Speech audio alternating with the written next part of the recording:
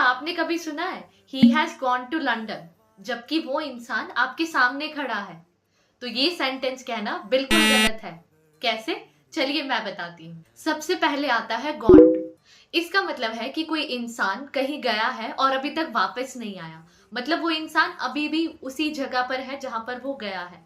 For example, Rahul has gone to the market. Rahul बाजार गया है, यानी कि अभी वो वापस लौट कर नहीं आया, अभी भी वो बाजार में है।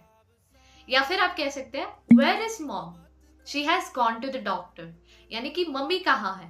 वो डॉक्टर के पास गई है। इसका मतलब मम्मी अभी भी डॉक्टर के पास है, डॉक्टर से वापस नहीं आई है।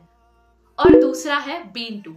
ये हम तब यूज करते हैं जब कोई इंसान कहीं गया हो और लौटकर वापस आ गया हो, या फिर कहीं गया और घूमकर वहां से वापस आ गया, तब हम यूज करते हैं बीन टू का।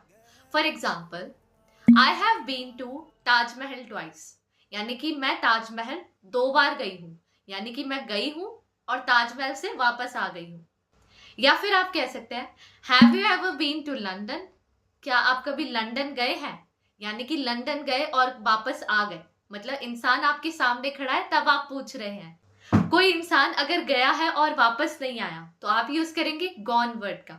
और अगर कहीं गया है और वापस घूमकर आ गया है तो आप यूज करेंगे बीन का।